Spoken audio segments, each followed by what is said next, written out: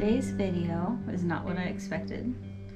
I filmed this whole nice video of images from the Central Oregon coast, and I thought, you know, while I was making them, I thought I was in my groove, ready to go. But it turns out, once they were done, I thought, ew, meh, what is this? I don't know what this painting is about. So I looked at them, gave them a good hard look, and I found some things that I decided were wrong with the paintings, or at least with one of them, and decided to try again. So I'm going to show you the things that I found that were wrong, and then the second attempt at this painting. So if you're so inclined, stick with me for a few minutes, pick a piece of drink. This is what I'm drinking lately in the afternoons is Stash Wild Hibiscus, wild raspberry and hibiscus tea. When we first picked it up, I thought, that doesn't sound very good, but iced tea with a bit of agave, and it's quite nice. Okay, so here we go. So you've seen this sketchbook before, probably. I put in it some of my lovely map crunching videos or map crunching images, and that one that you've seen. But what I worked on this week is these two pictures, images from the Central Oregon coast. They're my own images, and this one is the backside of a friend's cabin in Florence, Oregon, and this one is just south of Devil's Punch Bowl. This is the one where I saw some issues that made me just feel like, you know, solid first try, but it wasn't making my heart beat faster or anything like that. So what I did is I looked at it, and the first thing that popped out at me is the colors. And I don't know if you can see this right away the way I can, but the greens are all wrong. So what happened is I did my usual thing of keeping track of my colors as I went along. And when I got down to the greens, I used some of my typical greens. I mixed them with Prussian blue, quin gold, cyan, and quin gold. And these are fine greens. I mean, they're gorgeous greens. But in this context, for this picture, it wasn't working. So then I went back to what my basic colors are, Pyro Red, Quin Gold, and Payne's Gray. And I decided to mix my greens with the Quin Gold and the Payne's Gray. And I came up with a family of colors that made sense. So when I started over with my new painting, I only used these colors that come from Pyro Red, Payne's Gray, and Quin Gold. Big improvement, as you'll see. The next thing I noticed is that I got the values wrong. I painted the ocean lighter and the land darker, and I went in with a toothbrush to try to scrub this away and try to change it in this painting, but it wasn't working.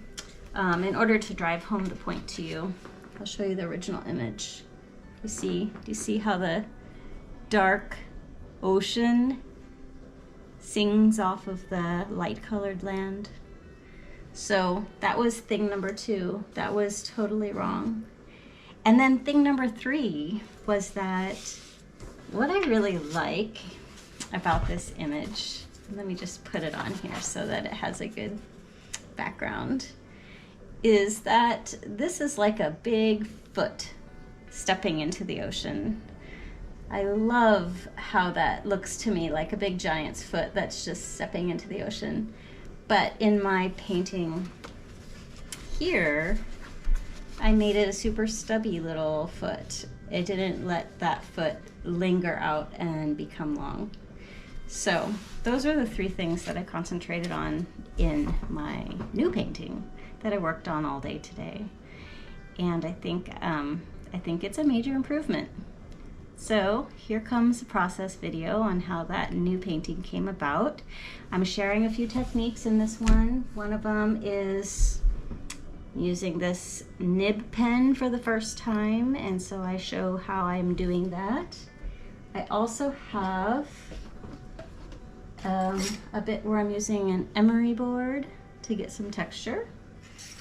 And what else? Oh, of course, I think the stick comes in, although I'm not sure. I know I used it, but I'm not sure if it got into the video. In any case, let's go look at the process video. Thanks for being here. I'm so glad you're watching.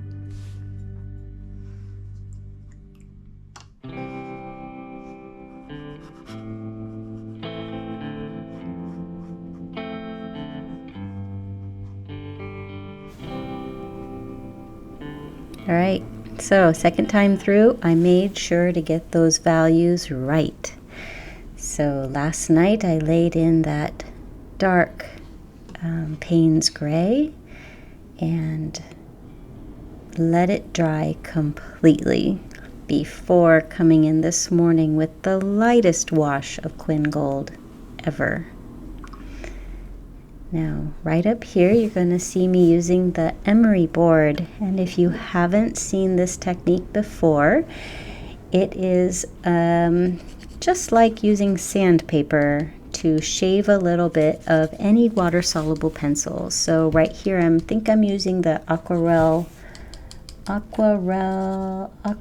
from Faber-Castell, but any watercolor pencil or Inktense pencil will work the same way, where you just shave off a bit and then you tap the side of the emery board in order to drop it into some wet, water or paint. Then it'll stick to that and spread out a little bit and give you great texture. All right, so there's that Quin Gold. I put it in real heavy because I love the juxtaposition of the Quin Gold and the Payne's Gray. Just those two colors together is magic to me. And then I wanted to show you this. This is a purple color that I mixed up with that Pyro Red and the Payne's Gray. And then I brought it through with a stick to blend and to draw it down the way those colors are on the side of a cliff, an eroding cliffside, the way this one is. I just pulled it down through. And then I work on the beach behind, that beach opposite, trying to put in, again, a very light wash of Quin Gold, because that's supposed to shine out against the ocean, the darker ocean. And then I just worked my way with that foot in the ocean, trying to give it a lot of depth and shadows, and to keep it light, even though I was so inclined to add all kinds of colors in there.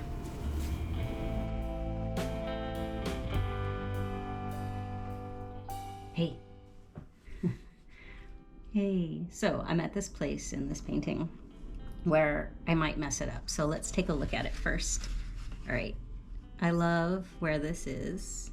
I used the colors that I'm supposed to use, the ones that all fall in a family, and the values are working for me. Things are starting to look up.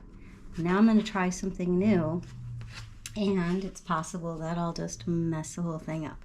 I'm going to try it anyway. So what I'm going to do is I'm going to try using this thing, Tachikawa, see the name?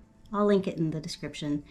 This is a nib pen, and then you buy the nibs separately. So this is a Japanese pen, and then, anyway, I'll link the nibs and the pen in the description.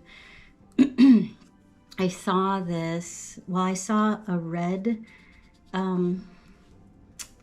one. Omar Wynn is an artist that I'll link her in the description too, but she has this one with a red piece here. And so I went looking for that on Amazon because I thought it would be nice to draw with this wonderful feeling. And this one, I like the color more, but also it's a little bit longer. I don't know if it makes any difference to some people draw like this. But then you have to buy ink for it. So I have this ink. I have a couple different inks, but this one is sepia. And so this is what I'm going to try to use on this painting. And what I've learned so far is that you just take the nib pen and you dip the whole thing just all the way down into the vessel and fill it right up. It just kind of sits on there, and then you can use it down until it's gone. So I tried it out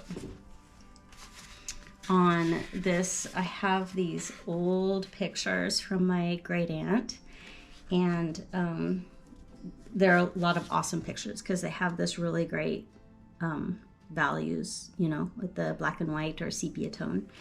And so I drew all of this with a nib pen the other day and kind of got used to how it feels, because the nibs that I got are very, very fine point. They're not very, you can buy different ones that are more like flat for calligraphy.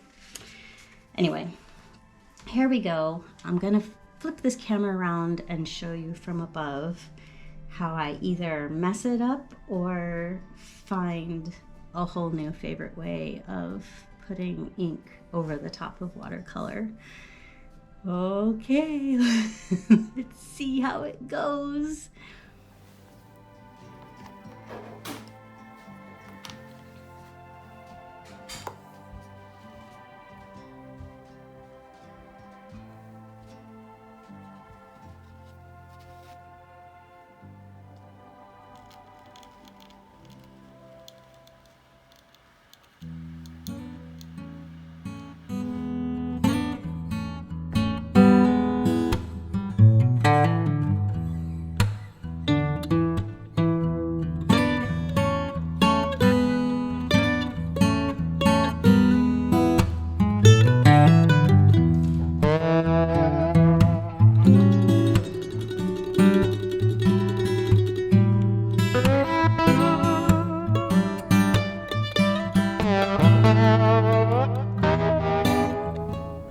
All right, so what do you think? Did I mess it up? I don't think so. I think I found my new favorite tool. All right, I am going to show you a close-up of the painting thus far. I don't think it's quite finished, but I will wait a day or two and leave the tape on. And then my end pages show me walking through a field on Sauvie Island. Because why not?